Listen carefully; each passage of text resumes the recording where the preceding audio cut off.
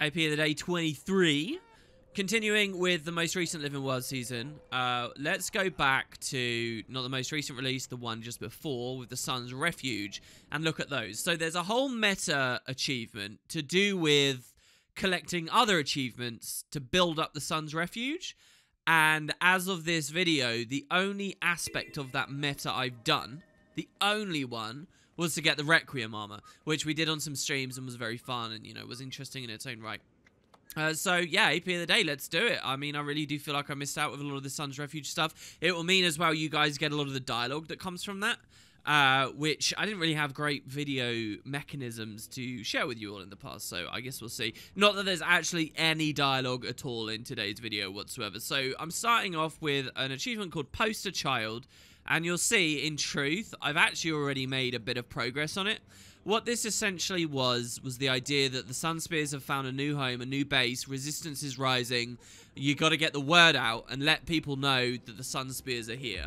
So you find different locations around the game, such as this one here, where there are open walls, and you can plaster over those open walls, hiding the issues, the structural integrity of these institutions, by plastering posters in front of them, showing the banner of the Sun Spears, and kind of subtly let everyone know, hey, stuff's going on. It's not the same as it was when Path of Fire came out, and the only real thing we'd heard about the Sun Spears was with Talcora and a little bit of resistance in Istan, and their leader had been in jail or whatever. So that's the whole idea of the achievement. I think it's pretty nice, and what I most admire about this is it's not an achievement that just takes place in the new map.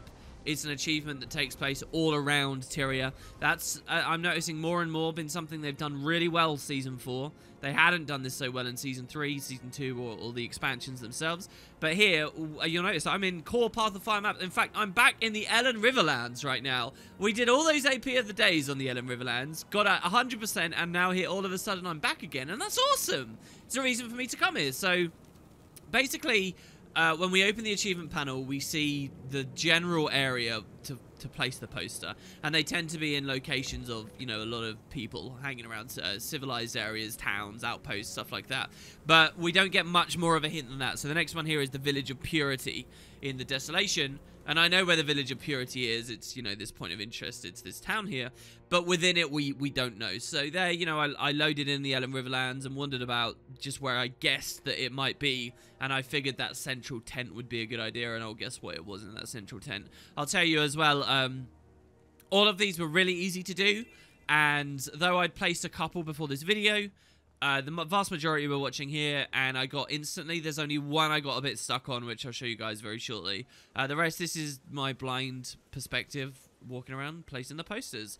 So yeah, it's not just the new map. It's not just Path of Fire, but we're also finding that we're going to be going to core Tyrian locations later also. And they're not super out of the way that they end up asking you to go to. I think the devs could have been a little bit more creative with the achievement to push us into really weird areas, but still, it's quite nice and mostly self-evident what's going on. So yeah, here I press F. There's obviously a lot of things we can interact with in this town in particular, because you got all the wasp damage, which is kind of like holes in the wall. And, you know, we're going to essentially find one of these locations to put a poster in front of, but one of them's actually only appropriate. The wasp damage ones aren't. But it was really fun to come back to these places. You'll notice with my camera, I'm trying to stay pretty much fully zoomed in as I walk around here. Same thoughts and feelings as I gave you a couple of days ago when we were in the Path of Fire story. I just think the game looks awesome. And the one advantage to playing in Asura, you kind of lose out on a lot of interesting fashion wars, I think.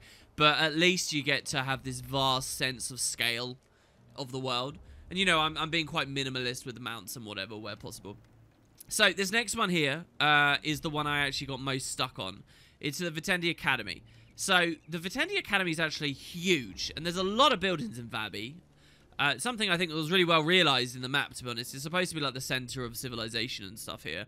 So you've got the Vitendi Arena, you've got the Vitendi Academy, you've got these huge buildings, a single bit of cracked wall, which is essentially arbitrary, right, wherever the devs put it. Could be anywhere on the perimeter of this building. There's like 3 or even 4 floors on the inside. Lots of little cubby holes. Could it be out towards that statue, I'm wondering? Could it be towards the arena? And so, yes, this total achievement, as you're watching here, took me, you know, however long this video is to do. But, in truth, I've cut about double the length out here where I'm searching for the poster in this one place. Basically, what I'm telling you is for every second I spent getting every single other poster combined, I also spent here searching for this one. And in the end, it was really easy to find, in truth. In a very easy, like, blunt area. It's right here, you know, it's in the central hub. So, I guess I just kind of went too deep into the special areas. And that was kind of a thing with all of these. They're always in some of the most obvious locations. So you want to spend your time here. I always like to take a moment to admire this depiction of Zhaitan as well and Joko before I move on. I still don't know what it is, but whenever the game nods back to Zhaitan, above all else, whenever it's Zhaitan they nod back to, I get really happy and inspired and comfortable. I think it might be because there's been this weird sense with the game for so long for me that Zhaitan was like botched and rushed and didn't get what it needed. So to see in the future, every time they nod back to him, it's like in a way they're fixing that mishap, if you will. I mean, I speak so sincerely and dogmatically about how terrible I say the Zhaitan fight was. Maybe there was a lot of value in it. It was obviously cinematic. I'll always stand by that. But, you know, the way the fight itself was handled and the fallout of his death and stuff could have been better. Anyway, so yeah, now let's check it out. We're in Corteria. So we come to Lion's Arch, and this is a perfect example. Fort Mariner.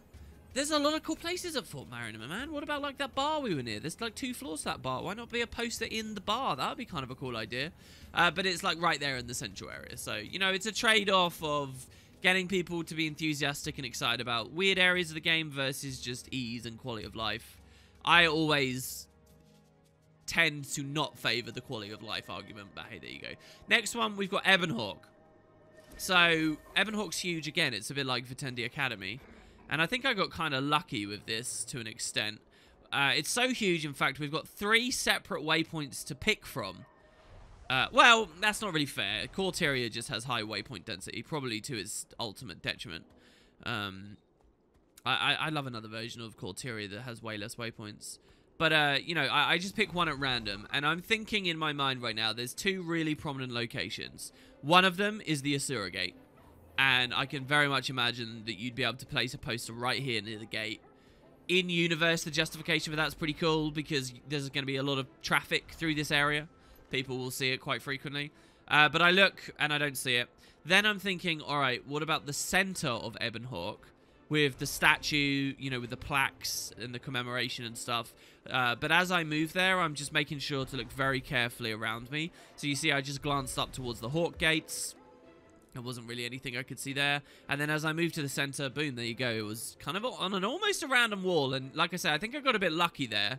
Because if I had missed that, I don't know where I would have gone after searching the central area. And it might have just gone right under my nose. Next, we've got the Ossen Quarter. What a fantastic idea. One thing maybe, I mean, part of any expansion the devs release, any major content bulk, there will always be some aspect of it you say, oh, this could have been expanded on more, this could have had more, this could have had more. It's easy to say something could have had more. The question is, you know, what are the really high priority ones on that list? And I think that we have several we can talk about. The Ritlock short story from yesterday as well had us thinking about that a lot. But I think that one of them on the list, somewhere on the list, maybe not that high priority, is here, the Ossen Quarter. I think that, you know, this is the most decidedly alone and leaning aspect of the game before Path of Fire was a thing. I would have liked to have seen it be integrated a little bit more. Maybe the trick could have been to have that opening stuff with Ella McKay and whatnot instead of Lion's Arch being here at the Ossen Quarter. You know, have the open in this area. But then I kind of understand that devs might not want to have done that because 5 playable races and only really humans will feel some connection here.